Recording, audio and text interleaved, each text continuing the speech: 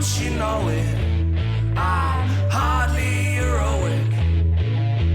Baby, let's roll it, 'cause I'm hardly heroic.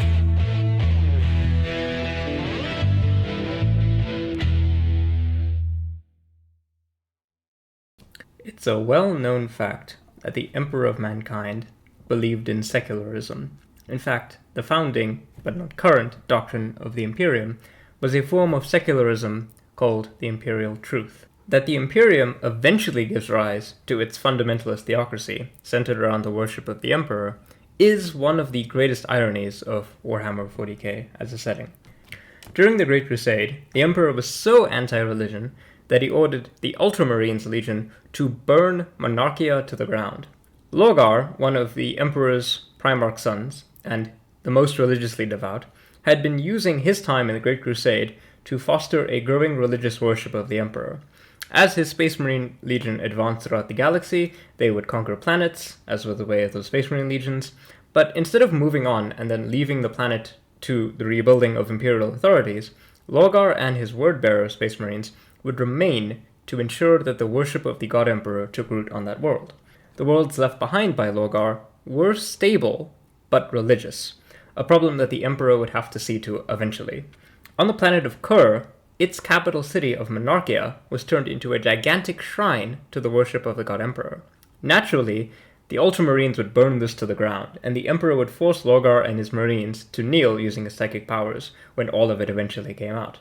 This was the event that helped drive Logar to the service of chaos. So, the Emperor had consistently and strongly denied his godhood, but there was a time when he didn't. Since the earliest days of human colonization in the solar system, Mars and Terra, which is the 40k name for Earth, have been apart.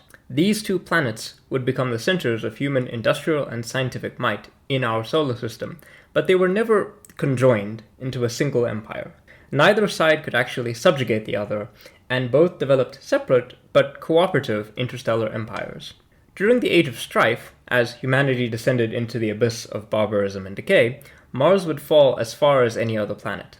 The technologies that had once maintained a somewhat livable Martian biosphere failed, and the planet returned to its previously inhospitable red surface. Worse still, all manner of nightmares crawled upon its surface. Mutants, rogue AIs, and worse things from the darkest corner of humanity's ambition came to plague the Martians in those days. Only by falling into a radical tech cult, the cult of the machine god, would any human civilization be preserved on Mars at all.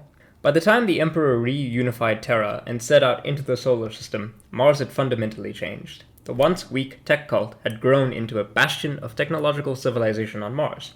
The tech priests and their cohorts had reclaimed the Martian surface with technology and blood, establishing a new civilization on that planet.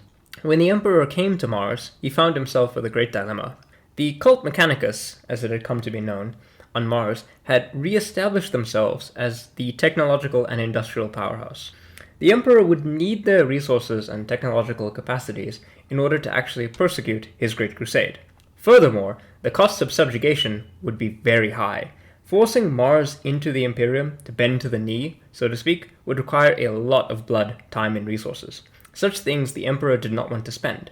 Similarly, amongst the priests of Mars, the Emperor, a golden figure bestride in a halo of light, was now confronting them with the most powerful human psyker in existence, combined with a reborn human empire on Terra. Many had come to believe that the Emperor, in the current form that he was in, was an incarnation of their machine god, a being that they called the Omnissiah. The Emperor knew that taking Mars would be very costly, and he also knew that trying to force the Martians to give up their religious dogma, no matter how well disguised in technology it was, would be a difficult, if not impossible task at the current moment. So, the Emperor made a deal. He agreed to accept this claim of divinity. He agreed to be seen by the Martian masses as the Omnissiah. Furthermore, he would carve out an exception for the Mechanicus to the Imperial Truth. They would not be forced to accept the Imperial Truth, at least not for now, and they would be allowed to continue to worship the Machine God and the Emperor as the Omnissiah. This, of course, is a complete exception to the otherwise completely anti-religion doctrine that he would persecute in the Great Crusade. In exchange for this heavy compromise, the Emperor would get the Martian compliance that he desperately craved and he needed for the Great Crusade. And, of course, their help in rebuilding the backbone of the now growing Imperium. But he would also place a great ask on the Mechanicus. The Emperor, who knew of the dangers of experimenting with AI and other such forbidden technologies, ordered the tech priests to give up their pursuit of AI and other such related technologies. All those forbidden technologies would be sealed away in special vaults, the vaults of Moravec, and these would be accessible only to the Emperor or to any of his representatives, with a specially chosen seal. This, as you imagine, created a huge amount of dissent amongst the cult Mechanicus. They accepted, but only begrudgingly. While any war with the Imperium would definitely be costly to it would also be costly to the Martians. Faced with a kind of mutual annihilation, the tech priests gave up some of their coveted knowledge, but this act would create resentments that would eventually split the Mechanicus in two during the Horus Heresy. What I think this episode demonstrates is the hard political reality of leadership at the time of the nascent Great Crusade. The Imperium is built on many different kinds of contradictions. It's supposed to be this secular society, but the biggest part of it is comprised of fervent religious cultists. This is a contradiction that the Emperor cannot give up at the present, because to do so would be to tear the Imperium, as it's growing, in two. So the Emperor is naturally forced to admit to his own divinity, and the Martians are forced to give up their pursuit of AI. Both sides make terrible compromises from an ideological and religious perspective, and these compromises would eventually cause further peril to humanity in the future. And yet, this was probably the best outcome. As the Ultramarines would later learn from Monarchia, you cannot force people to stop believing at gunpoint. Their belief will survive, even the keenest swords that you can point at them. It's a lesson the Emperor never really learned.